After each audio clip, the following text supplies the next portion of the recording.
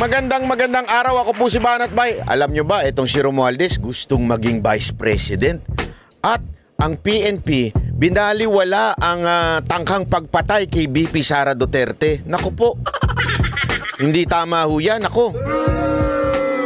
Yan ho ang laman ng sinabi ho ni BP Sara Duterte sa kanyang press con. Kaya alamin po natin ang buong istorya sa pamamagitan no mismo sa bibig ni BP Sara Duterte yang mga balita na yan. O, ito na po, pag-usapan natin yan ha. O, kaya. O, pasok. Magandang hapon sa inyong lahat, our friends from the media. And we would like to thank you. Aray. Ayusin nyo nga.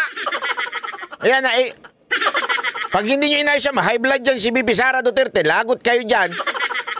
Hindi nyo inaayos. O, tuloy. We'd like to thank you for your time this afternoon. And nagpapasalamat kami sa pagbigay ninyo ng opportunity sa amin at space sa amin para makapagsalita at makapagsagot ng mga issue at mga tanong. Nako. Okay? Okay. Pasok. Okay. Ang taas kasi nung hagdanan. Okay. Sige. So, we have our first question from Marisol Abdurrahman of GMA7. Yes. GMA7.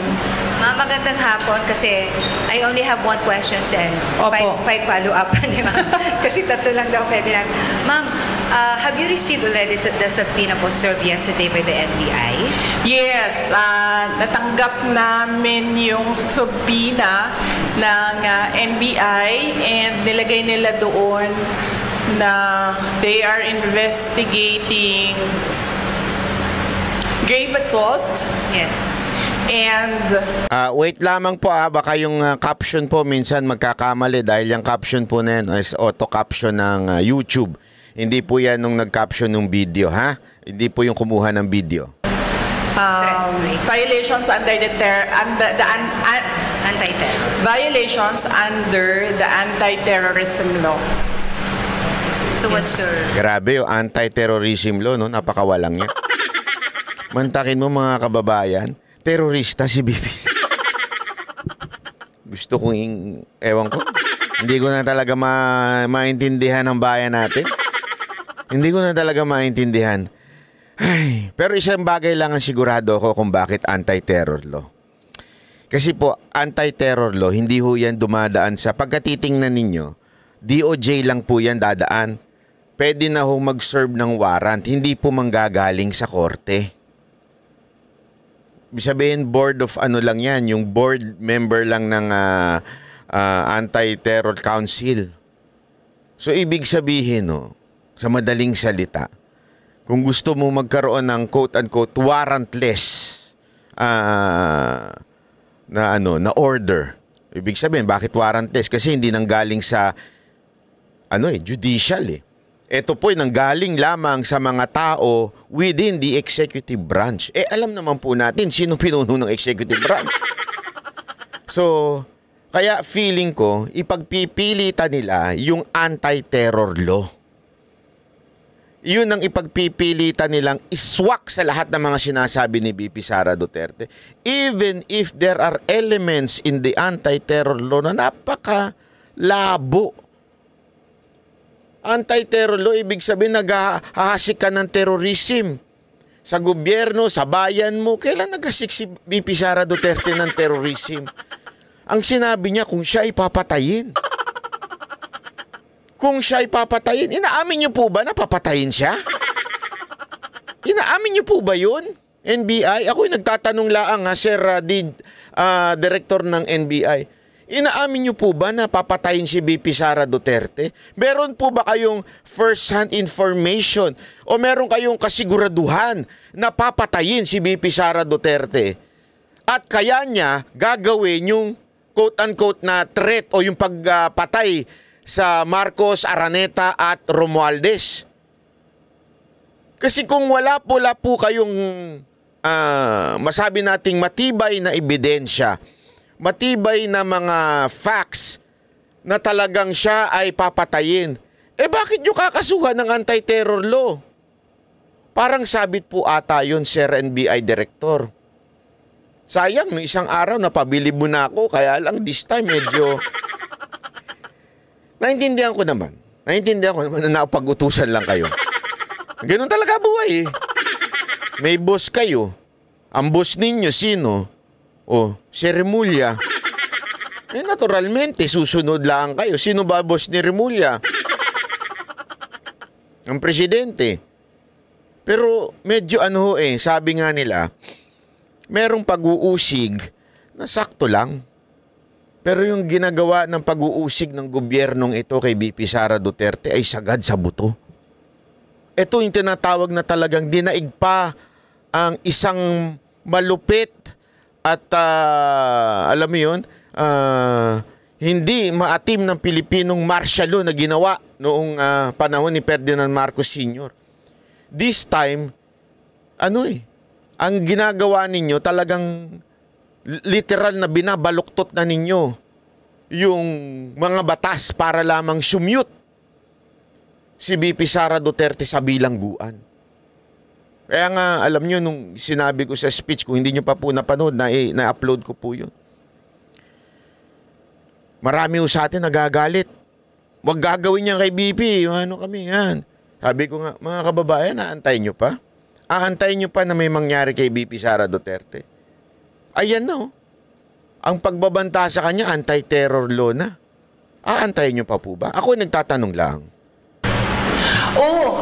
Ang unang-unang ginawa namin is I requested to reschedule the invitation dahil nag-conflict siya sa schedule namin sa hearing ng House of Representatives sa Committee on Good Government. So conflict silang dalawa and pinrioritize namin yung hearing sa House of Representatives kasi kahit man hindi ako umattend doon, umattend ako sa investigation, nakikiusap talaga lagi.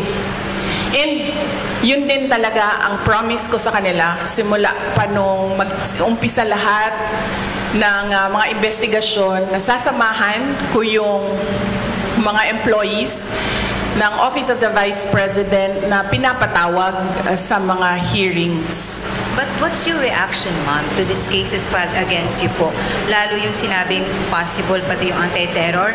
At saka idagdag ko na rin yung pinel po ng PNP just today po against you, against your group commander and some more John Does and Jane Does po. Dahil sa nangyari po ng transfer from VMMC to St. Luke's po, ma'am. Yes, oo.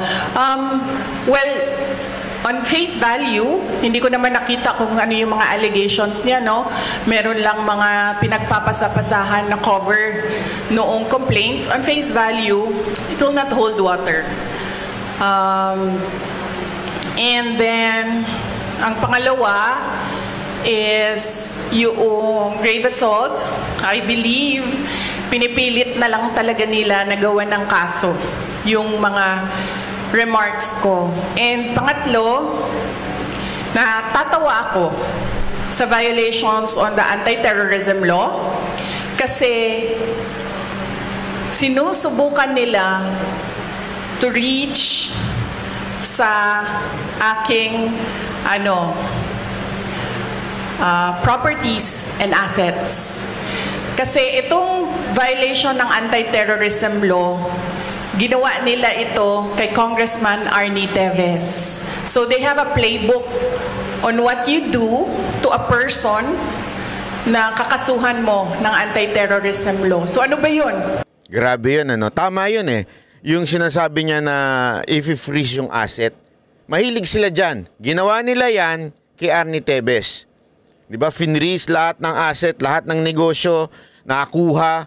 Lahat po. Kaya nga, pumunta kayo ngayon sa Negros. Ako, meron ako mga kilala dyan. Tanong nyo kung sino na may-ari ng mga dyan. Yung kalaban niya.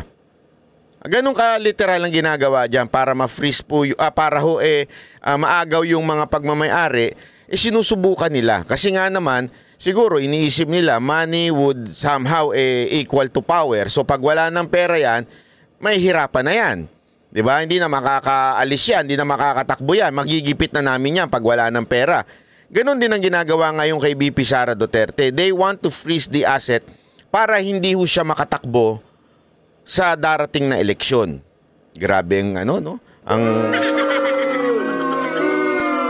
kalaban, mantakin mo yung kalaban, kinukuha na lahat ng sabi nga ni VP Sara Duterte, legal way of panunuhol ginagawa na ng kalaban sa pamamagitan ng mga government ayuda, IEX, TUPAD, bla bla bla, ginagamit na ngayon ng kalaban, inuubos na ng kalaban para sa kanyang pangangampanya. Pinanood ko nga yung isa niyang sortie sa Cavite, puta. Alam mo si Andrew E., idol ko yan. Ito, ilabas natin siya sa issue. Idol ko yan, talaga naman napakagaling yan. Hanga ako sa tao na yan, sobra-sobra. Pero, hindi kasi totoo naman, pag yan nag-concert, grabe ang galing ho niyan. Pag yan nakakasabay namin, grabe ho yan. Ako talaga tutok na tutok. Ang galing magdala ng crowd. Pero ang alam ko din, sobrang mahal ang budget niyan. Sa mga shows lang sa mga maliliit, sobrang mahal na. Paano pa kaya sa ganyang kalalaki? Ngayon, kinuha na naman nila. Diba? Ang laking budget niyan. Tapos talagang lahat ng mga congressman na parang parang dumidila sa puwit ni Romualdez na andun. Grabe talagang, sino dito? Din sila, sino dito? Ginagawa niya ng tanga-tanga. Sumusunod pa rin. Kasi nga naman, ang tindi ng bujay. Diba? Ganun katindi. Tapos, para talaga malumpo, etong si VP Sara Duterte, hindi lang budget ng dinadali, inuubos ika nga sa pamamagitan ng TUPAD, IEX, pamimigay ng lahat ng klase ng ayuda. Ito naman, this time, gusto nilang pilayan. Pinipilayan po nila at talaga nilulumpo nila si VP Sara Duterte sa pamamagitan ng pag-freeze ng kanyang asset. Ibig sabihin, lahat ng pera niya, wala. Pambira,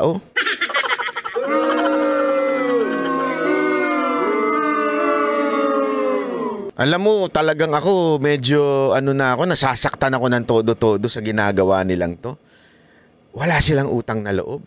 Hindi naman mananalo si Marcos kung wala kay VP Sara Duterte.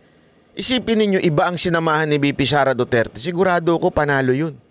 Isipin nyo kung tumakbong presidente si VP Sara Duterte. Doon nga sa survey. Huwag na tayo magmaang-maangan doon sa survey. Before na malaman na tatakbo siyang vice president, number 1 si VP Sara Duterte. Sumunod si Leni Robredo. Totoo ito Tapos sumunod si Isko. Bago pa po umabot kay Marcos. Umangat lang si Marcos nung sinamahan na ni VP. So sa madaling salita, at galing na po yan sa bibig mismo ni Amy Marcos na hinihingan niya ng tulong etong si VP Sara Duterte or matatalo sila. Which is proof. Gusto niyo ng proof? It happened. It happened 2016. Olat siya kay Robredo. Hindi ko inaangat dito si Robredo Ulitin ko, hindi ko inaangat si Robredo. We're just being realistic and fact-based. Kung hindi sumama si VP Sara Duterte, hindi mananalo si Marcos. Bakit tukan nyo? Naglaban nga sila ni Leni Robredo. Tandaan ninyo, hindi pa kilala si Leni Robredo noon. Out of somewhere, talagang sumulpot laang si Leni Robredo. And yet, nanalo siya. Kahit paano pang pagbali-baligtarin natin, na kesyo dinaya, bla bla bla. Ako, based on facts lang ako. Hindi naman po napatunayan Hindi naman po nag-ruling ang korte. As a matter of fact, di ba, dapat nga sana paboran si Marcos. Bakit? Sino na nakaupo? Si Duterte. Bakit hindi pinaboran si Marcos? Ibig sabihin, the evidence presented somehow weak. Hindi umabot doon sa sinasabing para sapat na masabing nadaya talaga siya. Pangalawa, during the time of 6 years, kahit papaano, medyo mas umangat naman yung awareness kay Leni Robredo. Umangat yung awareness kasi ang ingay niya, daldal ng daldal, walang hiya talaga eh. I mean, walang hiya, hindi ko sinabing walang hiya na mura. Walang hiya, ibig sabihin hindi siya nahihiya. Talagang ang kapal ng mukha eh. Mayat maya nasa television binabanatan si Duterte. So awareness, talagang umangat yun. At the same time, di ba, kita nyo naman, malamang sa malamang dahil Vice President siya, nagkaroon siya ng makinarya. So, natalo na nga si Marcos noong 2016. How much more sa 2022 dapat matatalo na siya? Kaya nga humingi ng tulong ang mga Marcos kay VP Sara Duterte. Ginamit ni Amy Marcos yung kanyang pambubula kay VP Sara Duterte. At nabula niya si VP Sara Duterte para tumakbong Vice President. Kaya nanalo ang mga Marcos. Utang na loob ng mga Marcos kay VP Sara Duterte. Hindi ko naman sinabing magbayad siya ng utang. Hindi! Magbayad siya. Hindi gano'n. Yun lamang po sanang patas na pagtingin sa batas. Pagdaan sa due process, ika nga. At the same time, yung banggang hindi gipitin na hindi na makatarungan. Hindi ko naman sinabing paboran. Huwag lamang yung hindi na makatarungan na paggigipit kay VP Sara Duterte. Yun man lang sana ibigay sa kanya. Wala eh. Ngayon talagang bastos ika nga. Hindi totoo, bastos talaga eh. Di ba ho? O tuloy. Ano bang gusto nilang gawin? Kaya sila nagfa-file or nagcha-charge ng anti-terrorism law. Gusto nila mag-cancel ng passport.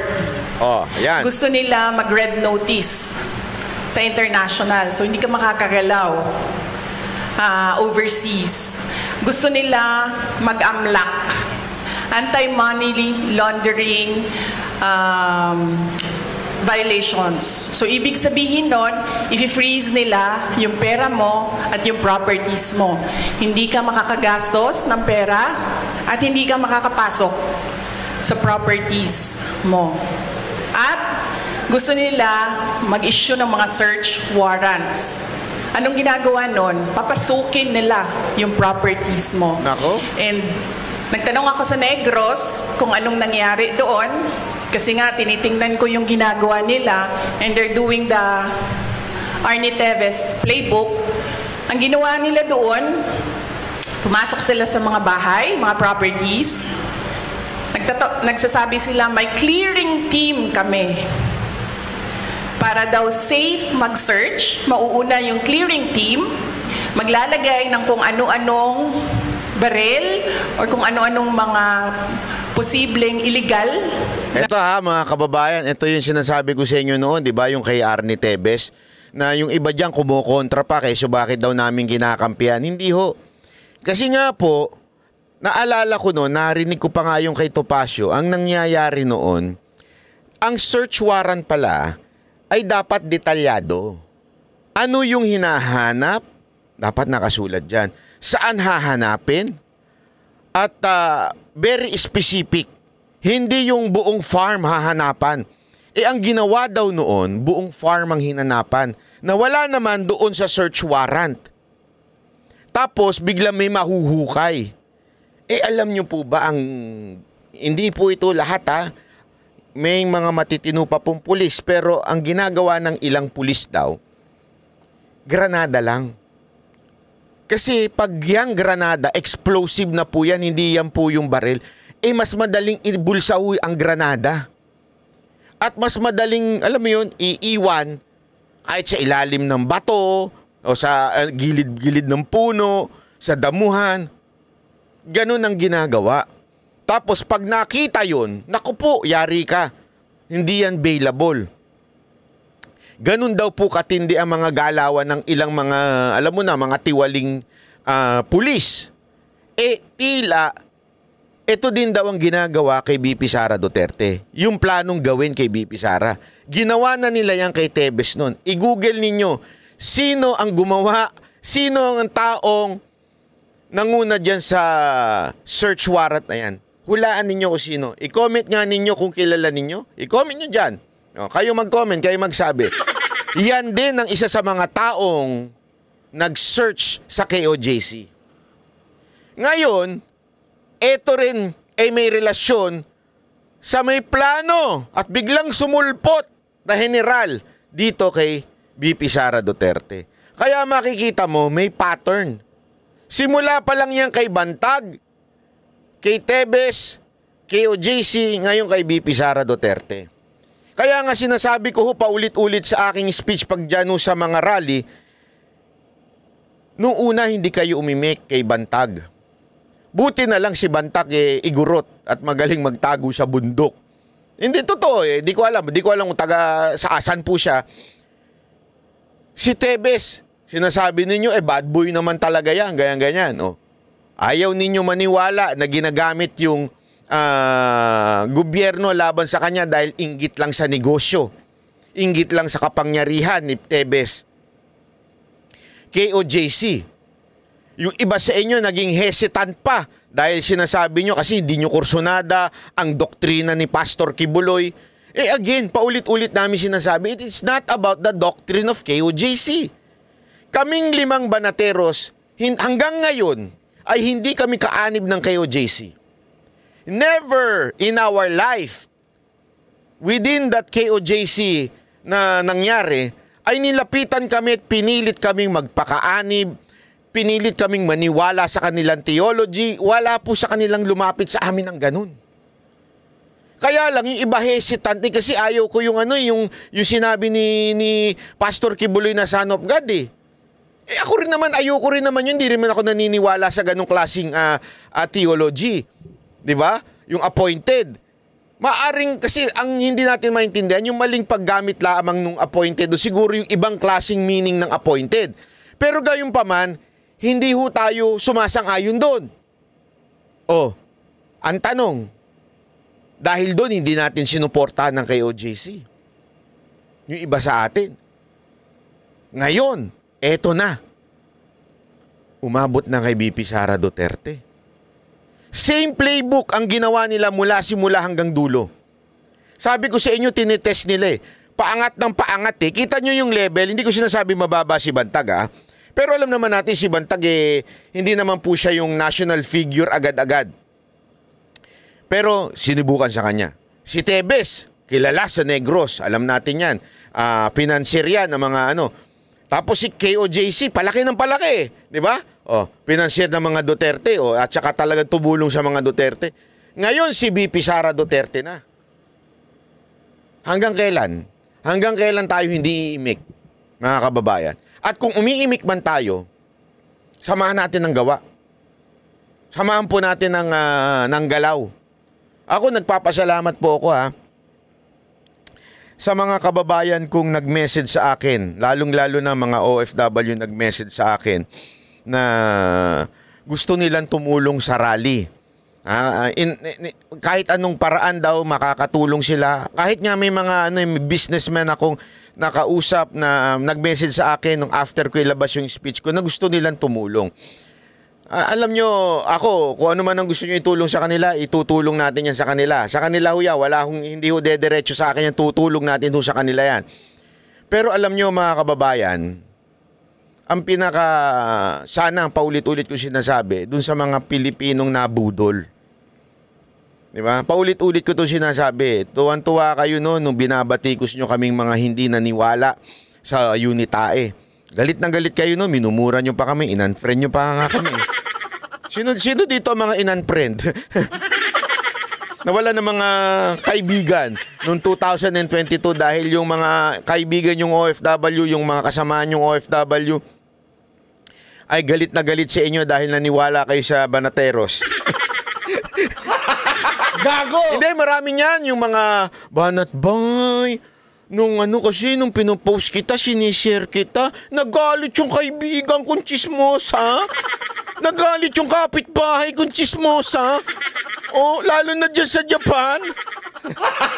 Gago! Pangalanan ko naman Madam Virginia. Yung Madam Virginia. Ang dami nagalit dyan kay Madam Virginia. Kaya tuloy medyo umiwas-iwas sa akin si Madam Virginia noong kasagsagan ng kampanya ng 2022. Eh kasi nga dami nagagalit. Bakit ka niya kay Banat Bay? Siguro. Ganon sila. Ganon eh. At itong mga animal na to, tas meron pang vlogger, wag niyo na sasabihin kung ano yung pangalan, ha? Hindi ko na sasabihin, ano ito eh, mga nagtuturo din ito eh. Itong vlogger na to, hinututan si Madam Virginia. Galit na galit. Ay, ayoko na lang panggitin ng pangalan yan. Naku po. Hinututan mo talaga. As in, pumunta pa ng Japan, hinututan. Kasi sinisiraan ako, galit na gawag. Huwag nga mo niwala dyan kay Banat Bay. Iskomunista. Mga ganyan-ganyan pa. Oh. Tapos ngayon, di ba? Biglang kamot ulo kayo. Nabudol ako, Banat Bay. Oh, yung mga taga-London ko mga kaibigan. Oh, di ba? Dati dadaldal nyo. Galit na galit kayo. Oh, ngayon, panay ang like nyo. Kamot ulo kayo ngayon. Oh. Again, walang problema dyan. Lahat tayo nagkakamali. I understand, lahat tayo nabubudol. Eh, kahit ako, nabudol ako ng mga ex ko.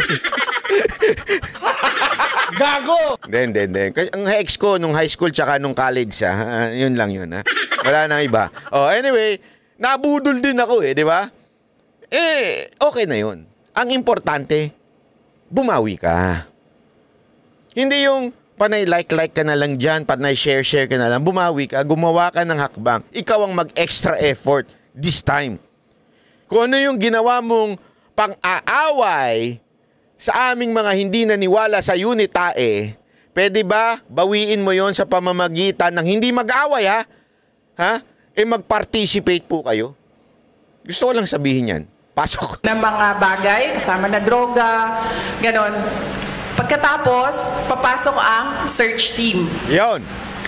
Pagpasok sa search team, syempre, nandoon na yung mga hinahanap kuno nila. So yan ang sinusunod nila. It's not without precedent ang pag-file nila ng anti-terrorism law. Yung mga sinabi ko ngayon, yun yung gusto nilang gawin. Kaya pinipilit nila na merong violation sa batas. Mag-cancel ng passport, mag-red notice, mag-amlak, mag-issue ng kaliwat kanang search warrant. So, ibig sabihin, babalik pa rin tayo dun that this is clearly oppression and harassment. Yun. Tama. For remarks that pinipilit nila to take it out of its logical context. Abogado ako. Yun. Alam ko kung anong illegal at illegal. Alam ko kung anong actionable at hindi actionable. Hindi actionable ang maghabilin ka. Alam mo, yan ang problema sa bayan natin Isang abogado, isang magaling na abogado, alam niya batas. Tapos ang magkokomento sa kanya yung mga congressman na hindi mo alam kung saan kumuha ng edukasyon.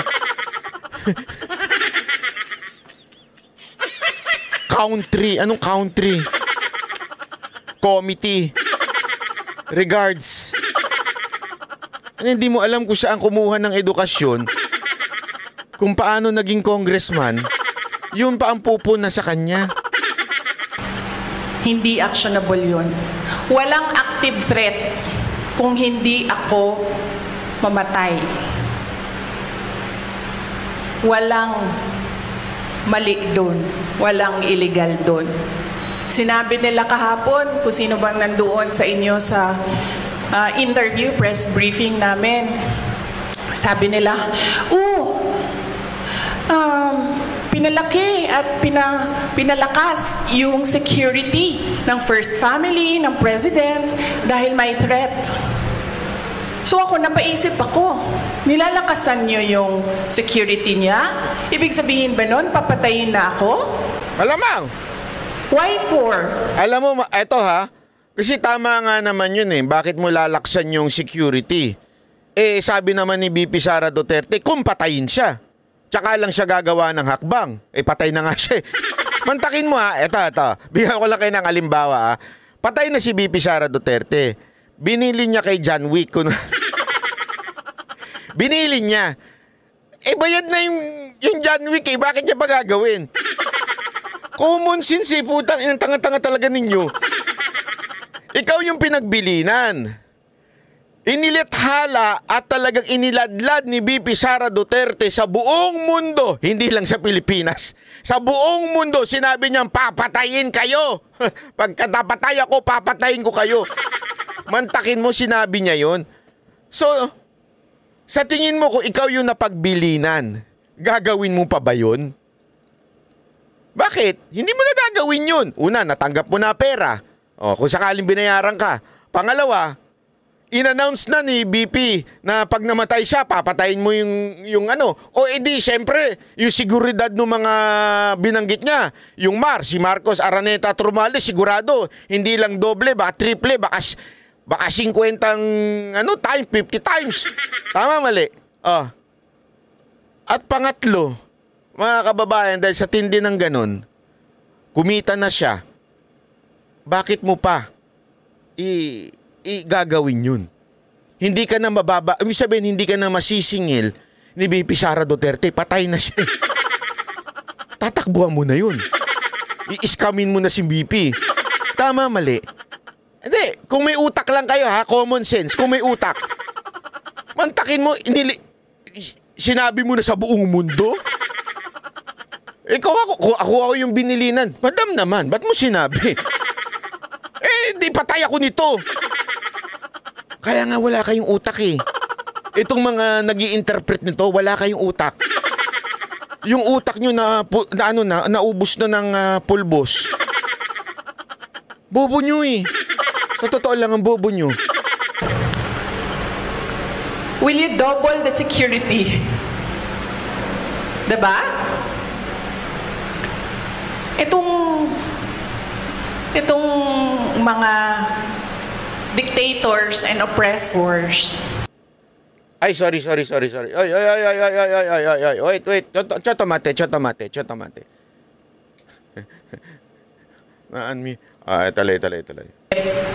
Basta lang sila tira.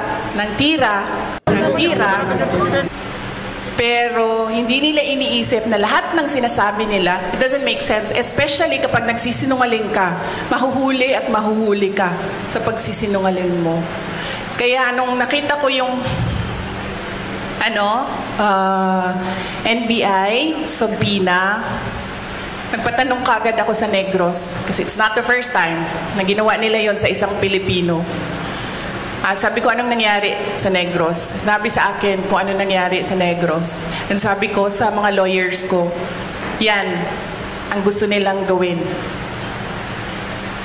I'm sorry, yung sa PNP po, kasi Direk Assault, ikaw, yung group commander mo, yung security mo kaya nga raw pa-relieve ng AFP para to face the investigation. Yes, oo. Initially, we are filing charges against them as well. For disobedience, for kidnapping, for robbery. Okay, next question po. Ms. Queenie Casimiro, ABS-CBN News. Ayan ang sanang gawin talaga ni VP Sara Duterte. Kasuhan niya rin. Sana. Kasi ako naniniwala pa rin ako eh. Naniniwala pa rin po ako sa hustisya, ika nga. Masasabi natin, syempre may a little bit of bias ang ilang hustisya sa Pilipinas. Pero gayunpaman, naniniwala pa rin po ako na meron pa rin kahit papaano, sabi nga ng abogado ko, meron talaga ng mga nababayaran dyan. Pero meron talagang mga matitino pa rin po. Katulad nga po nung nangyari sa aking isa sa kaso, dahil hindi ko na lang babanggitin kung anong kaso. Anyway, marami naman akong kaso. Yung judge, medyo nakitaan namin ng relasyon. Hindi irelasyon in a family or basta. Ibig sabihin, meron siyang kinaugnayan doon sa nagdemanda sa akin. Kaya tila ang bilis nung galawan. At nung amin pong ni-raise ito, siya po ay nang inhibit na po. Ibig sabihin, parang palipat niya na. Ibig sabihin, pumayag na siyang hindi siya ang irarapol na uli yung aking pong kaso. Ano po ibig sabihin nito? Although hindi niya inamin na siya po ay bias, wala po siyang inaamin ganon, Gayunpaman dahil sa may nakita kaming a little bit of a link with the person who na nagkaso sa akin, sabi niya, sige, i-inhibit na ako diyan. Kaya sabi ko nga sa inyo, kahit papaano may nakikita pa rin po akong hustisya in a way sa ating mga courts. At sana, kaya nga sabi ko nga dito, sana idemanda talaga ni VP Sara Duterte. Kasi katulad ng ginawa ng KOJC, dinimanda rin. Baka hindi nyo po kasi alam, hindi lang ho maingay ang KOJC, hindi lang ho nila sinasabi para hindi ho makapaghanda itong mga animal na to. Yung mga lumusob noon sa KOJC ay dinimanda rin. Di ba? Sana gawin din ito kasi darating ang panahon. Pagkatapos ng mga administrasyon, malamang yung mga natatakot na judge, baka lumakas na loob. Kasi minsan talaga nakakatakot pagkang kokontrahin mo yung sitting administration. So sana po makasuhan talaga ni Madam BP. Yes, ma'am. Good afternoon. Ma'am, do you have any information as to the status, health status of of Attorney Lopez? And do you have any information when she will be transferred to the house detention? Ma'am, wala po akong update sa status ni Yusek Zulaika Lopez and ni Miss Gina Acosta, both of whom are admitted sa Veterans Hospital. But nakita ko kanina sa updating namin sa group chat ng opisina, I believe the hospital released a bulletin. Tama ba? Parang nag-release ata ang hospital ng bulletin about updates sa kanila. Ngayong araw na ito, hindi ako makapagbigay ng update kasi maaga po ako umalis kanina sa hospital. Mga 4 a.m. ako umalis and tulog pa lahat ng tao. But last night, yung pagdating ko sa hospital, ang sinabi lang naman sa akin ng nag-endorse, yung nagbabantay tapos in-endorse sa akin, na hindi pa rin kumakain si Yusek Lopez and si Miss Gina Acosta ang na-endorse sa akin kahapon is masakit yung dito niya.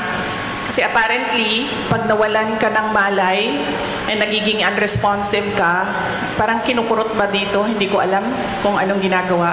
So apparently, sumakit yung dito niya kasi yun yung parang arouse ka para magising.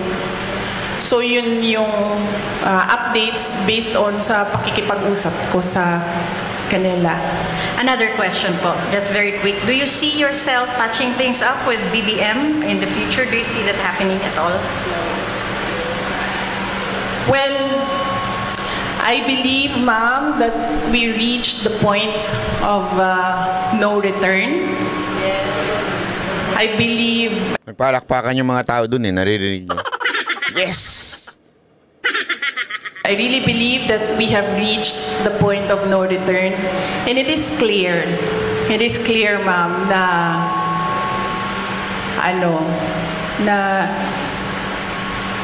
alam mo, pag kung may oras lang ako siguro, gusto ko maging technician ni Madam BP Sara Duterte.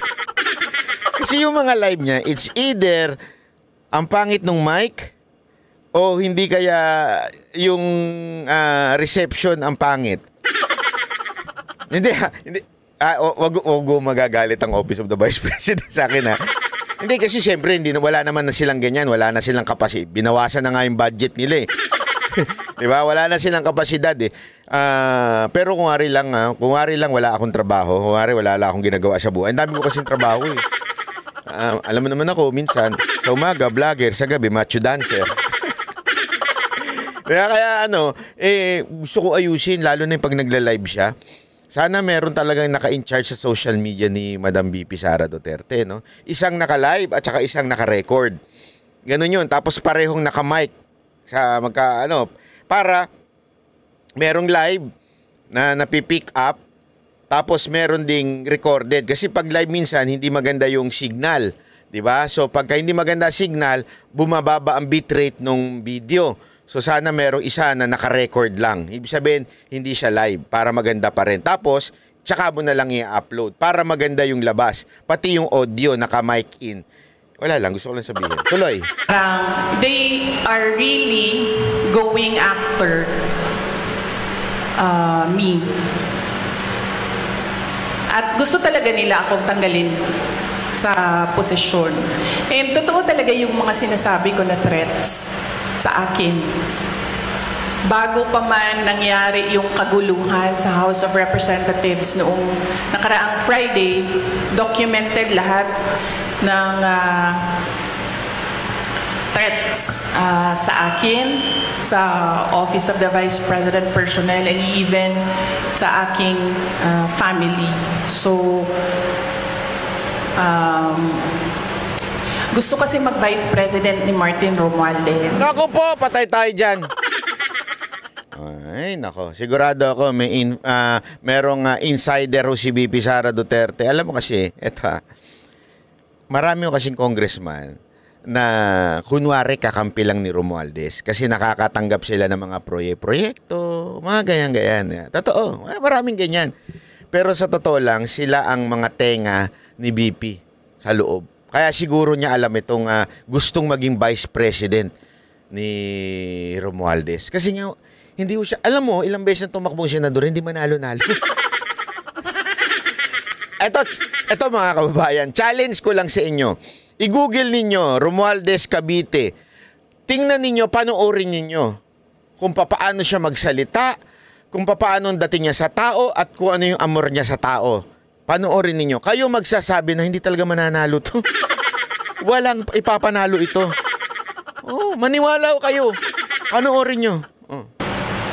At hindi niya alam, ayaw ng mga congressman at ng mga senador na mag-vice president si Martin Romualdez. At hindi niya alam na ayaw ng taong bayan mag-president si Martin Romualdez. Unfortunately, hindi maintindihan yon ni Martin Romualdez. Yun yung problema. Okay, next from Mirasol Montes sa RMN News Manila. Good afternoon, ma'am. Any reaction lang po, ma'am, sana sa mga pambabatikos or... Dito makikita mo talaga na minsan meron ding mga hindi ho, ewan ko kung hindi marunong sa media o baka naman talagang ayaw lang nilang sundan yun. Sana man lang tinanong, ma'am, bakit nyo po nasabing gusto mag-Vice President ni Romualdez? Di ba? Para sana ilabas ni BP Sara kung ano yung source niya. Oh. Mga pahayag ni House Majority Leader at Zamboanga City District 2 Representative Manix Dalibe po ang laban sa inyo tungkol nga dito sa mga nangyayari ngayon. Well, hindi ko siya kilala, ma'am. So, huwag na tayong mag-comment sa sino ba yung anong pangalan nun, ma'am? Manix Dalipe po, Congressman Manix Dalipe po. I don't know him. I'm sorry. It's difficult for me to give a comment about something na hindi ko alam kung ano sinabi niya, sir, at hindi ko po siya kilala. Next, Sir Marco Polo of Brigada News Zamboanga. Oh, kawawa naman. Yung Pilipina yan kasi nandyan yun sa Zamboanga eh. So sabi niya, sino ba? Kontrabida siguro to. May comment siya, ganyan to. Sabi niya, hindi, sino ba siya? Hindi ko kilala yan. Good afternoon, Ma'am Sara. Maliban po doon sa lumalabas na plano ng higher house or House of Representatives para ma-impeach ka, ma'am, ano po masasabi niyo doon? Well, they can always try na mag-impeachment. They can always, gumastos at magwaldas ng pera ng gobyerno para i-impeach ang Vice President. Kung yan ba naman ang gusto nila, magwaldas naman ng waldas ng pera at pagtakpan ang kakulangan at pagsisinungaling ng administrasyon. Para lang hindi mapansin ng mga tao na maraming mga pangako ang napako ay babanatan at babanatan nila ako. And then they can try. And then let's see. Diba? If I get impeached, then that is my end. Tapos. Tapos. Yun lang yun. Yun ang matinding ending nun. Eh kung gusto nila ako ma-impeach, di go. Gora. Ganon yun eh. Gora lang ng gora. O, di ba? Oy, nako, grabe talaga to si VP. Yan ang mga matindi. Okay, thank you for that answer, ma'am. And for my last part, sa local front ng Zamboanga City and Zamboanga Peninsula, maliban po sa mga tulong na binigay niyo po tulad ng ayuda sa medical and other, ano po yung mga future na nakalaan po para sa Zamboanga Peninsula, lalo na po dito sa Zamboanga City? Apo, yes sir, thank you for the question. Nag-aantay kami ng final budget ng Office of the Vice President sa ilalim ng General Appropriations Act. Pero we are really not hopeful anymore kasi nakikita nyo naman kung gaano ka-intense yung gusto nilang pilayan ang Office of the Vice President. So we're not hopeful. Kung meron mang budget, and then yung kung ano man yung maibigay na budget, pagkasya namin yung mga projects namin doon. Ang mangyayari nito, kunwari man, as an example, noon meron kaming 40,000 beneficiaries a year. Siguro we'll reduce it to 10,000 beneficiaries a year. Ganun yung mangyayari. Ida-downsize yung mga projects. That is if kung merong pera para sa projects. Kung wala naman pong pera para sa mga projects, ang maiwan lang ay pambayad ng sweldo ng mga tao, ng mga employees ng Office of the Representatives, then dapat kayo magreklamo, taong bayan. Kasi nagsusweldo kayo ng mga tao tulad ko. May I just remind you, I have the second highest salary in the government, and yet wala akong gagawin kasi wala kaming projects. Magreklamo Grabe yun, ano? kayo. Bakit namin siya babayaran ng sweldo? Wala naman siyang project. Ganyan nung ka-honest si VP Sara Duterte. Di ba, mantakin mo ha? Kung ako, hindi ko nasasabihin yun eh. Di ba? Sasabihin ko pa ba yun? Di lalo akong babatikusin. Hindi, sabi niya, alam niyo ba na ako ang second highest na sumasahod sa gobyerno? Ano niyo ako? Banatan niyo ako kasi wala akong magagawa kasi anong gagawin ko? Walang project. Walang budget. Wala akong budget para magtrabaho yung aming mag-function. Nandito lang ako para sumahod. Payag ba kayo nun? Mantakin mo, ganun siya ka-honest. Diyan makikita mo talaga itong si VP Sara Duterte, napaka-honest na tao eh. Kasi hindi mo nababanggitin yan kung alam mo yun, kung ikaw ay, tanungin ko kayo, sinong congressman na nagsabi diyan kung magkano kanilang sahod? Sinong senador na nagsabi diyan na kami ang pang-7 o pang-5 mataas ang sahod, o kaya si speaker pang-4 na pinakamataas na sahod? Kaya batikusin niyo ako pag hindi ako nagtrabaho.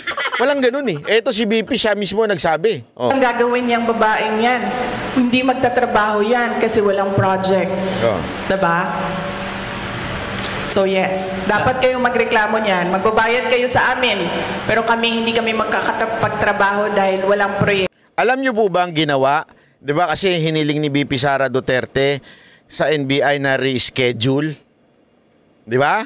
Reschedule dapat 'yan eh, yung gusto niya hilingin kasi nga daw meron house hearing. Okay? ng DepEd. Alam mo ginawa ng House? Kinancel nila yung hearing nila para mag-giveaway sa NBI. Ibig sabihin, gusto talaga nilang makulong si VP Sara Duterte. Gusto nilang umusad yung mga pagbibintang nila. Akala ko ba importante yung hearing-hearing ninyo? Mga animal talaga kayo, eh, no? Gago! Diba? No, tuloy. Walang budget. Last two questions. One from Mr. Chodiver Arquiza. Yes, good afternoon mo. Good afternoon po, Vice President. I am Chodiver Arquiza from IFM News Zamboanga. Amidst all this, sa lahat ng mga nangyayari, yung sinasabi niyong harassment, yung ino-oppress kayo, and yet, nandito ka sa Zamboanga City, binisita mo yung basilan. Oo. Saan po kayo humuhugot ng lakas as of the moment, Vice? Bakit patuloy po kayong lumalaban? Yes. Before ako pumunta dito, as you know, your former mayor in Zamboanga City, Ma'am Beng Climaco is my friend, no? Exactly the same question ang tinanong niya sa akin kanina. Ako naman kasi, politiko ako. Yun din sinabi ko kay Ma'am Beng, eh. Sabi ko, ikaw politiko ka rin, eh. Ang dami mo ding pinagdaanan. Ibig sabihin, sanay kami sa ganyan ang mga politiko. So, ibig sabihin, hindi ka na nasa stress sa ganyan. Ang problema sa akin is kapag nagkulang ang tulog at gutom, yun lang talaga yung nakaka-apekto sa akin. Kaya kailangan sa akin, kapag 3 araw na yung sunod-sunod na walang tulog, bigyan mo talaga ako ng 1 araw na mabawi ko yung 3 araw na tulog para nare-refresh yung pag-iisip. So, kung hindi mo ako pakainin ng say for 12 hours, mangangagat na si BP. Hindi, kahit po ako ganun eh. Yung hindi pakainin, pakapehin. Pag ako hindi mo pinakape sa umaga, high blood talaga ako, mangangagat ako. Oh, walang biro. Si Madam, pag hindi mo daw pinakain. Dapat mo akong pakainin on the 13th hour. Otherwise, mainit na yung ulo. So, simple lang, sir. Kaya wag niyong O BP, wag niyong gugutumin si Madam. Dapat may dala-dala kayo laging banana Q. O kaya turon. Pag niyo niyo yan, ha? Ako, mag-init ng ulo niyan. Baka may masapok yan. Kailangan lang ng tamang tulog at tamang kain. Yung all the rest, wala na yan. Kaparte yan ng buhay ng isang politiko. Last one, ma'am. Reaction on the disbarment case na final against you? Yes, meron akong 3 disbarment cases. If you can remember, 2011, sa Sheriff, hindi pa tapos yun hanggang ngayon. May disbarment case ako doon. Tapos meron akong nabasa ko lang ito sa mga, sir, sa mga... Ma'am, wag mo nang atupagin niya si Gadon. Mantakin mo isang disbarred na abogado magsasampa ng disbarment. Tsaka, ma'am, si Gadon po yung gumagamit ng mas na hindi mo maintindihan. Hindi, ma'am, ito walang biro po. Iba ho si Gadon. Basta, iba yung level ng utak ni Gadon. Parang na talaga. Parang yung kaklase mong nabuli ng sobrang-sobra tapos nung tumanda bumabawi. Medyo iba ho talaga si Gadon. Group chat. So hindi ko lang alam kung tama. Correct me. Tapos isang disbarment case sa pagtatapon ng bangkay. Tapos, isang disbarment case sa revenge from the grave. No? So, yun. 3 yung... And may recent ata, ma'am. But let me clarify, kasi yung 2, I've not read or I've not received the complaint. So, hindi ko masabi kung ano talagang nakalagay doon. Binabase ko lang siya sa news reports na lumalabas. Yung isa, binase ko sa announcement ng Supreme Court. And then yung isa, binase ko sa announcement ni Larry Gadon. Salamat. Thank you. Thank you, sir. One last follow-up from Chip. Grabe yung... Si Larry Gadon kasi, tuwan-tuwa siya, naging sekretary siya.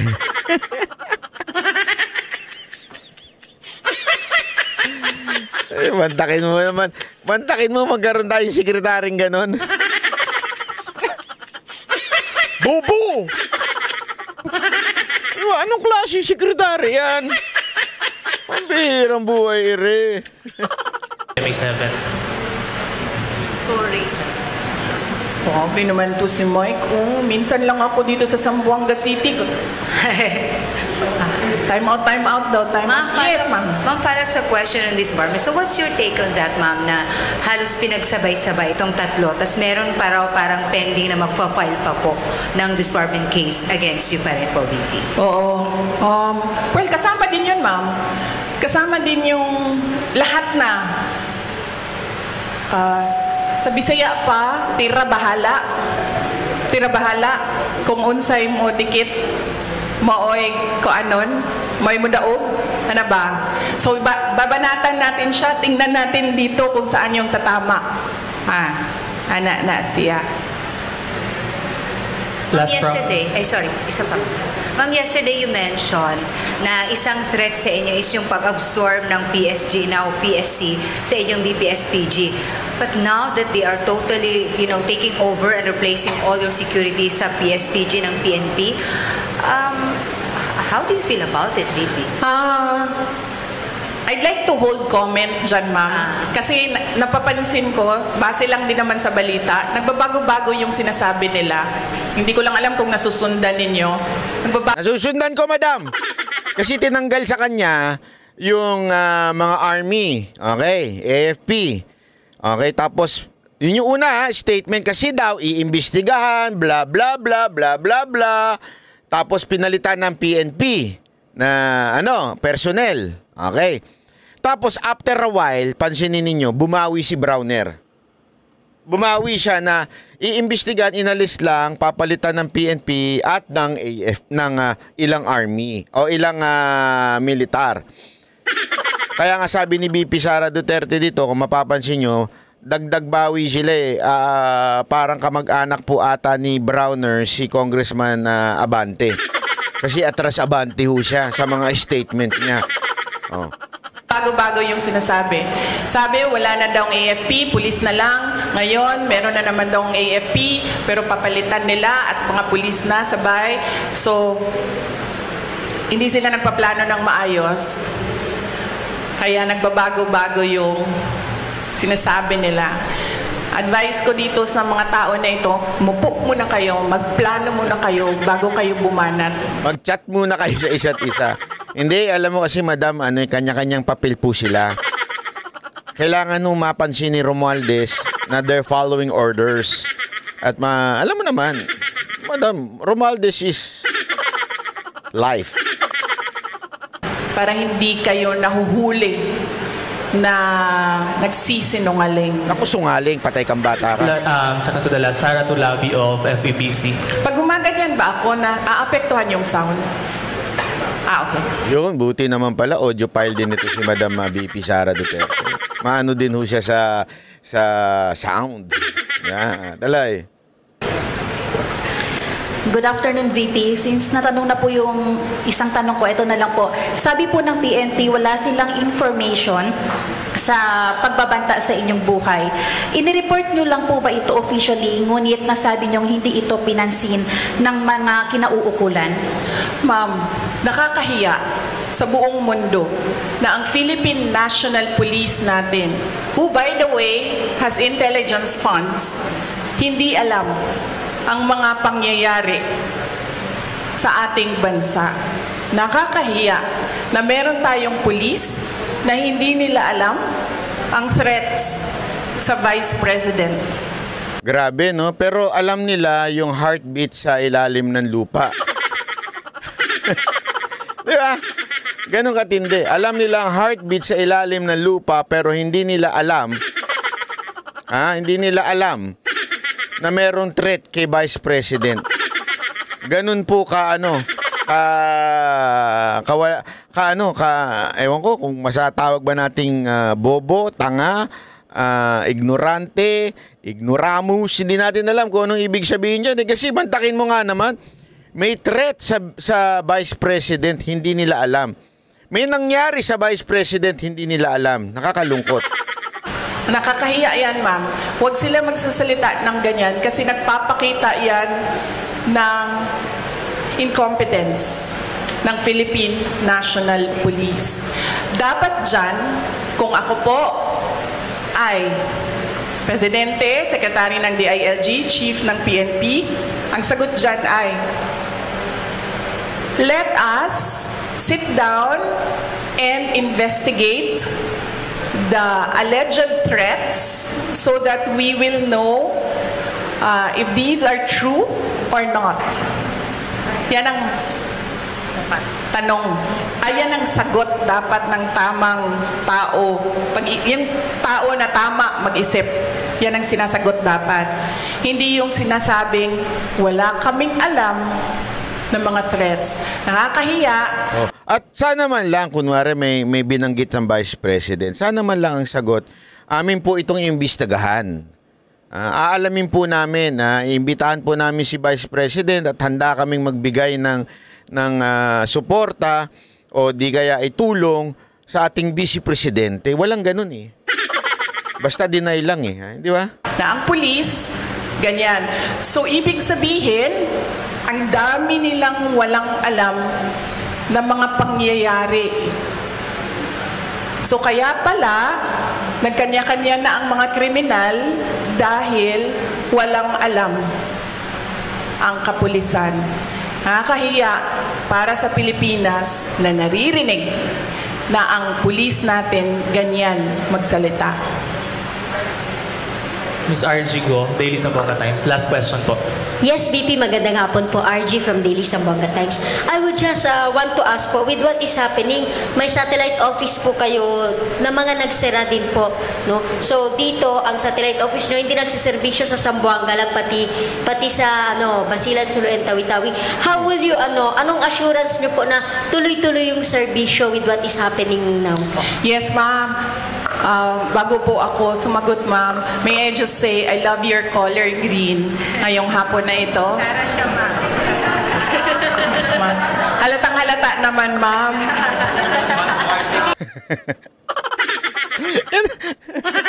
Ganyan ka prangka si BP Sara Duterte. Halatang halata naman maka Duterte ka. Ganyan eh, di ba? Oo. Wag, ma'am, kasi suspended ka na kaagad bukas, ma'am. Wag ka po mag-green. Suspended ka na bukas, ma'am. Ano kaya? Kaninong istasyon kaya yun? Ano? Sandali. Okay. Yes. Nagpapasalamat ako dahil nakapunta ako ng Zamboanga City ngayong araw na ito.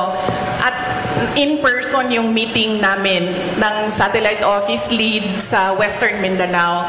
Kasi papunta kaming there's about 40 minutes papunta doon sa Isabela City. So 40 minutes papunta, nag-meeting kami. 40 minutes pabalik, nag-meeting kami. So masaya ako dahil nagawa namin yon in person. Ang hirap din kasi talaga mag-meeting pag Zoom eh. At napag-usapan namin ni Mr. Mike Saavedra na malaki kasi renta na, malaki din kasi itong building na ito, malaki din ang renta dito, ma'am. Ang gagawin namin, lilipat kami sa mas maliit na lugar, mas mababa yung renta. So, napababaan na rin yun namin yung budget na kailangan gamitin. Tapos tutuloy-tuloy lang si Mike ng mga downsized na mga project. So, yun ang plans namin for Western Mindanao Satellite Office. Papaliitin namin, ma'am. Tsaka maghahanap kami ng mas mababang renta. Ma'am, very last question relayed by the OVP Media po. Last na yan, ha? Ang haba na ito. Nagagalit na yung mga viewers ko dito. Sabi na, ang tagal naman ng... Hindi. Joke lang po. Kaya nga mga kababayan, panoorin nyo hanggang dulo kasi meron tayong mga sasabing konklusyon sa dulo, ha? Baka may sagot po kayo sa sagot ni DA Secretary Chu Laurel tungkol sa 20 pesos bigas na remarks niyo po kay BBM versus... Ito, gusto ko to. Yung secretary daw sabi, ano daw masasabi niyo sa remarks yung sa 20 pesos na bigas? BBM po. Ano ba sinabi niya? Pwede yung Sanong sinabi? Alam mo, magaling si BP Sara Duterte. Hindi siya kumakagat dun sa mga tanong na lagi niya sinasabi, ano ba sinabi niya? O kaya pag may kinote. Kasi mahilig ang media sa ganyan eh. Yung media na magko-quote ng mali para mag-react ka ng mali. O di sino ngayon ang mali? Yung nag-react. Di ba? Kasi nga mali yung tanong. Hindi naman usually sa media, hindi naman po kinukuhanan yung tanong eh. Ang kukuhanan lang yung sagot mo. So sinasadya nilang minamali yung tanong mo, tanong nila para ikaw mamali na sagot. Mahilig po sila dyan. Buti si VP Sara Duterte laging ganyan. Ano ba sinabi? Sino ba nagsabi? Laging ganun siya eh. Kumpirmado ba yan? Exact words na tinanong. Yan mahilig si VP. Kaya ang talino nito eh. This is relayed by the OVP Media po. Yung baka may sagot daw po kayo regarding sa sagot ni DA Sec. Q. Laurel tungkol sa 20 pesos bigas remarks nyo po versus BBM. Anong sinabi niya? Hindi ko alam. Sorry Linawin nyo kasi. Linawin nyo. Pero ang nagtatanong ata nito OBP. Ibig sabihin, yung may mga nagpapatanong daw. Sinabi ni... Hindi ko alam. Wala. Sorry, hindi rin namin. Ma'am? Ang sabi po niya ay matalino naman siya, di ba? Iba yung panahon noon at ngayon. Pag-aralan niya muna bago magsalita. Okay. Yes. Tama naman siya doon. Matalino talaga ako. Yan ang sagutan. Tama naman siya noon. Matalino talaga ako. Di ba sabi? Kasi sarcastic kang animal ka, ha? Ito sabi niya. Tama naman siya. Matalino talaga ako. Gusto mong paka-sarcastic?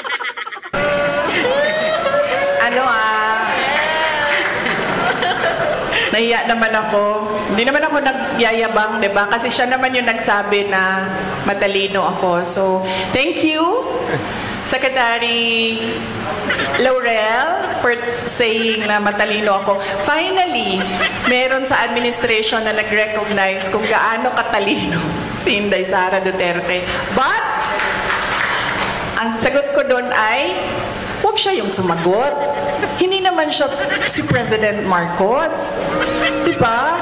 Hindi ko naman sinabihan si Secretary Laurel na, huy. Grabe yun ha. Yun ang tinatawag na, boom kunana, boom ek. Talaga eh. Dinurog na nga siya dun sa, talagang matalino ko. Pero wag siya yung sumagot. Hindi naman siya yung kinakausap ko. Hindi naman siya sinasabihan ko, palasagot ka. Palasagot ka. Hindi naman ikaw yung kinakausap eh. Nasaan na yung pangako mo na 20 pesos per kilo na rice? So bakit siya yung sumasagot? Ang pangalan niya ba ngayon ay Bongbong Marcos?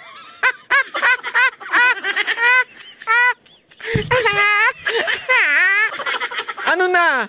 Ano, may bala pa kayo? Mga ungas? Diba? At saka bakit nagtatago yung presidente sa likod ni... Buti hindi sinabi nito sa palda nung sekretary. Secretary Laurel. Secretary Laurel ba yung nagsabi nun? Di naman di ba? Diba? Naalala nyo ba yon? Nakita nyo ba yung video na yon? Sabi niya, wag kasi kang bida-bida. Secretary Laurel, wag kang bida-bida. Okay? Bida-bida ka masyado eh. Hindi naman ikaw kinakausap, ikaw sumasagot. Hira ka. Ang kampanya pa, di ba? Di ba siya yung nagsabi? May evidence ba tayo na si Bongbong Marcos nagsabi nun? Well, si President Marcos ang nagsabi nun? May evidence tayo. So, hindi dapat si Secretary Laurel ang sumasagot. Hindi. And thank you for recognizing my intelligence. Alright. Ma'am, pwedeng totoong last na. Yes. Uy, hindi okay lang kasi minsan lang naman kami magsama. I mean, Mike, parang ngayon lang tayo nagsama, di ba? Ngayong taon na ito, ngayon lang. Ma'am, yes, ma'am. Gusto niyo lang magbigay ng comment doon sa apo ni Ninoy kasi na-mention po siya. Apo ni Ninoy? Ninoy, oo. Sabi niya, panananawagan siya na tigilan na raw ang kanilang pamilya, please. Ang turing daw niya sa mga Duterte at sa mga Marcos ay parehas daw, dalawang ulo na parehas halimaw, and so on and so forth. Ang dami pa po niyang sinabi. Yes, wag na tayong mag-comment sa mga apo. Oo. Kasi natural sa mga anak at apo ang affinity sa mga magulang at sa grandparents. So, huwag na natin sagutin yan. Question, Joseph Sobrado po. Sana si Sir. Yung makikita talaga na may breeding to si BP Sara Duterte, no? Pagka laging bata ang mai-involve, hindi niya sasagutin, o pag bata ang pumapalag o kaya bata ang bumabanat sa kanya, hindi niya sasagutin. Hayaan lang niya na na yung mga komentong ganyan. Alam niyo kung anong tawag sa ganyan. Ito, bigyan ko lang kayo ng ng lesson sa emotional quotient. Sabi nga nila, 'di ba? Importante po kasi 'yan sa trabaho. Hindi na inaalam ngayon inaalam din naman ang IQ, pero mas binibigyang importansya ng mga kumpanya, ng mga organisasyon ang emotional quotient. Ano po ba emotional quotient? Ibig sabihin nito kung gaano kakalakas pumigil ng iyong emosyon. 'Di ba? Kung gaano kakalakas na hindi sumagot sa mga hindi dapat sagutin at lumaban kung kailan dapat lumaban. Kailangan magaling ka diyan eh. Ito yung isa sa mga strength ni BP Sara Duterte. Wala po siyang ego. Ano ibig sabihin ng ego? Ibig sabihin, pag siya binanatan, tanggap niya. Lagi niyang paulit-ulit sinasabi, politiko ako. Lagi niyang paulit-ulit sinasabi, okay lang kung ako lang ang babanatan. Pero yung mga kasamahan ko, kaya ako nandoon para samahan sila kasi binibigyan ko sila ng lakas dahil hindi sila mga politiko. Ang lakas po ng emotional quotient ni BP Sara Duterte. Kasi kung ikaw yung taong pikon, di ba? Yung sinabi sa'yo na magkaparehong ulo lang ang Duterte at ang mga Marcos, papalag ka eh. Kaya parang hindi kami magkapareho, magkaiba kami. Pero since sabi niya, apo yung nagsabi, naturalmente, ganyan talaga magiging reaction yan. Nagigets niyo ibig ko sabihin, ganyang kalakas ang EQ ni Madam BP Sara Duterte, emotional quotient, at ganyan po siya wala ka-ego.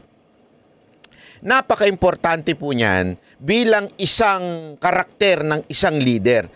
Pag ang leader pikon, magkakamali ng desisyon niyan sa mga bagay-bagay. In decision making, there are two things that we have to consider. One, emotional, ego, kasama na yun dyan, at yung feelings at yung puso. The second one is the IQ, o yung utak, o di kaya yung karunungan at kaalaman, o di kaya yung wisdom. Di ba? Napaka-importante niyan dalawang bagay na yan on how to respond sa mga issue, lalo na sa pagbayan ng pinag-uusapan. Pag pinairal mo ang yabang, pinairal mo yung ego mo, magkakamali ka. Dahil nga, meron tayong kasabihan, when emotions are high, intelligence are low, di ba? So, ibig sabihin nun, pag masyado kang emosyonal, galit ka, bababa talaga ang iyong utak. Diyan po malakas si BP Sara Duterte. Alam niya kung kailan siya magagalit, alam niya kung kailan niya kokontrolin yung kanyang galit. Kasi baka sabihin ng iba, Banat Boy, bakit siya nag-video na galit siya noong time na yun? Hindi ko ibig sabihin na malakas ang EQ ay hindi ka na magagalit, ha? Hindi yun ang punto ko. Controlled, ika nga. Ano ibig sabihin ng controlled? Alam mo kung kailan ka bibitaw ng masama at galit. Alam mo kung kailan ka bibitaw ng banat at alam mo kung kailan ka magsa-shut up. Magaling dyan si BP. Wala. Wala nang tanong. Any more question? Meron pang isa dito. From Maymay Maravilla. Wala na. Wala na. Anyway, medyo napahaba-haba natin video na to. Panoorin nyo na lamang po. Maraming salamat po. Alam nyo, ito, ang ending talaga nito mga kababayan, todo na. Todo na po ang lahat ng kanilang plano o kanilang alam mo yun, pinaplano para mapatumba ang BC natin, si ating Vice President. Until, hanggang sa gamitin na yung anti-terror law para mawalan ng resources, mawalan, sabi nga, ng passport, maging, alam mo yun, lahat gagawin na nila para talaga ibagsak. 2 years pa lang yan, mga kababayan. 2 years pa lang. Meron pa silang 3 pang taon para gawin yan. 3 o actually 3 lang talaga kasi magti 3 years na sa next year ng June, di ba? So more or less 3.5 na lang ang natitira. Pero gayon pa man 3.5 kanila na pong igugugol yan para siraan ng ating Vice Presidente. Kita nyo yung bilis ng events? Di ba? Pipikunin siya, dadalihin yung kanyang mga tauhan, pag napikon si VP Sara Duterte o kaya pag pumalag, siya naman ang kakasuhan. This time, anti-terror law, pinakamalupit, nakakaso ibibigay sa kanya. Kaya nga alam nyo mga kababayan, again, ang panawagan ko, hanggang kailan po tayo mananahimik? Hanggang kailan po tayo hindi gagawa ng hakbang? Again, the hakbang na sinasabi ko whenever I say that is a peaceful and legal way which is under our Constitution Article 3. Freedom of speech and magsama-sama tayo, ipahayag natin ang ating saloobin. Okay? Maraming salamat po. God bless everyone. Please also pray for our country. Thank you po. Bye-bye. Yan ang Banateros, boses ng ordinaryong Pilipino. Banateros ay walang makakaawan.